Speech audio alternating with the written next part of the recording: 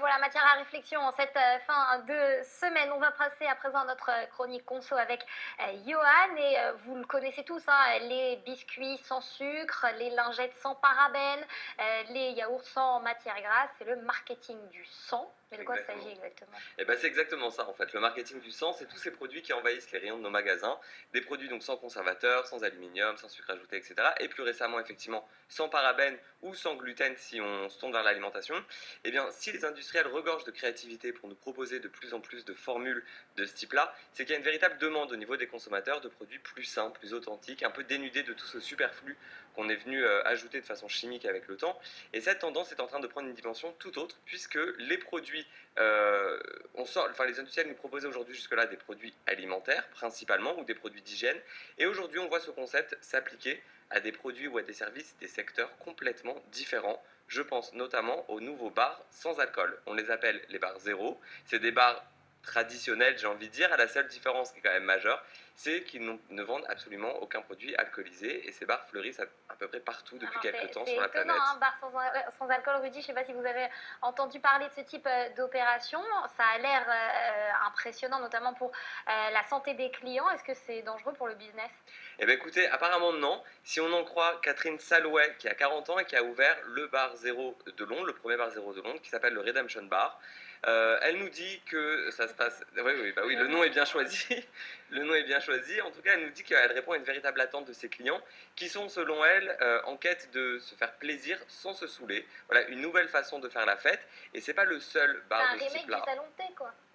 Alors c'est pas un salon de thé, regardez les images, c'est beaucoup plus festif et beaucoup plus joyeux qu'un salon de thé, mais le principe est le même, ouais. On peut le comparer peut-être à un café, ou en tout cas on reste complètement sobre. Et donc c'est pas le seul bar de ce type-là à Londres, ça fleurit de plus en plus, il y en a qui envahissent la ville. Et si on en croit l'Office national des statistiques de Londres, la proportion d'individus déclarant avoir bu un verre d'alcool dans les 7 derniers jours est en baisse ces dernières années. Donc ça répondrait vraiment à une véritable demande. Pour vous donner quelques chiffres, en 2005, 72% des hommes et 57% des femmes ont bu un verre d'alcool dans les 7 derniers jours. Donc 72 et 57. En 2013, il n'était plus que 64% des hommes et 52% des femmes. Donc voilà, une véritable mouvement, en tout cas, plus que de tendance, un véritable mouvement à la baisse de la consommation d'alcool. Et ce type d'enseigne vient y répondre. Et comment vous expliquez ça, Rudy? Je dis que c'est intéressant que ça soit né à Londres parce que c'est la capitale du beach drinking où là l'alcoolisation fait des ravages et là c'est vraiment la contre-tendance, quoi. Eh ben, c'est peut-être les précurseurs en matière d'alcool et du coup les précurseurs en matière de sobriété. Alors justement, comment ça s'explique? Alors plusieurs hypothèses. La première hypothèse est la plus logique, c'est la crise socio-économique qui pousse les consommateurs à revoir leur mode de consommation de façon globale et à se reposer les questions. Est-ce que j'ai envie de consommer tel ou tel produit et la façon dont j'ai envie de consommer. Et puis je vous le disais, de façon plus globale, on sait qu'on est dans une tendance à un mode de vie plus sain, plus équilibré. Et du coup, certains remettent même en question leur consommation d'alcool. Est-ce que ce ne serait pas plus logique, si je consomme des produits bio tous les jours, de consommer moins, voire plus du tout d'alcool? Et d'ailleurs, en Angleterre, on a le Dry January, c'est-à-dire le mois de janvier en totale sobriété, pas une goutte d'alcool au mois de janvier, qui séduit de plus en plus de monde. Preuve que le rapport à l'alcool est en train de changer, peut-être que l'alcool est moins sexy, ou peut-être que la sobriété est plus sexy. À mon avis, c'est plutôt ça. Preuve de contrôle, preuve de maîtrise de son corps et le fait de prendre soin de son corps qui serait plus en phase avec les attentes de la nouvelle société. Ne pas boire avant, c'était peut-être... on passait peut-être pour quelqu'un d'ennuyeux, quelqu'un de pas drôle. Aujourd'hui, ne pas boire, c'est peut-être prendre soin de soi et c'est peut-être plus moderne. Là-bas, on attend alors ne pas boire, ne pas fumer, ne pas toutes ces choses qui risquent de faire du mal à notre corps. D'autres exemples de, de ce marketing sans? Alors, d'autres exemples de ce marketing du sang, exactement, il y en a des nouveaux. On parle de plus en plus du no-poo. Alors, no-poo, je ne sais pas si ça vous parle. Non. Non, pas du tout. Alors, le no-poo pour no shampoo, c'est-à-dire ne plus se laver les cheveux, ou en tout cas se laver les cheveux sans shampoing. Donc ça donne des choses plutôt improbables. En tout cas, ça marche très bien sur la toile. Les blogueuses en raffolent. De plus en plus de blogs de filles qui se confient et qui nous font part de leur expérience. Il va falloir que vous nous ameniez les photos et les... Oui, non, mais quelles sont les alternatives surtout? Alors, avant d'en arriver aux alternatives, je vais vous expliquer pourquoi. Alors déjà, l'idée, c'est de se dire que dans le shampoing, il y a effectivement beaucoup trop de produits qui ne servent à rien et qu'on habitue nos cheveux à avoir besoin de ces produits.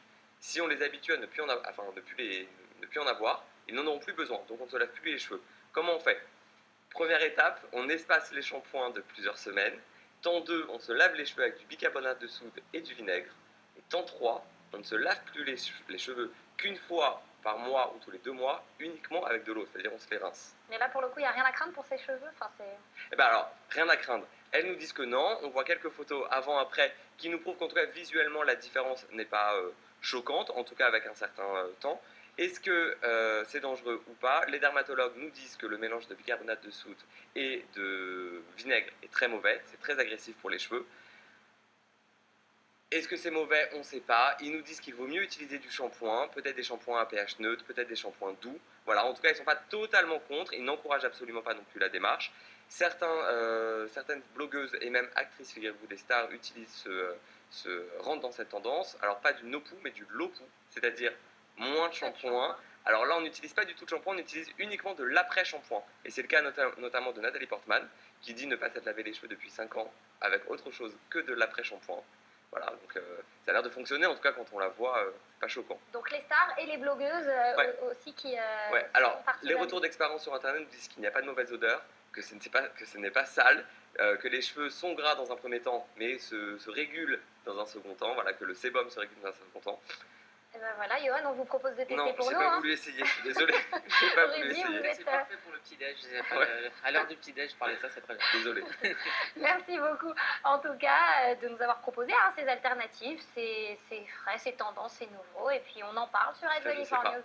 Merci d'avoir été avec nous. Merci à ceux qui ont réalisé et préparé cette émission. C'est la fin donc du morning.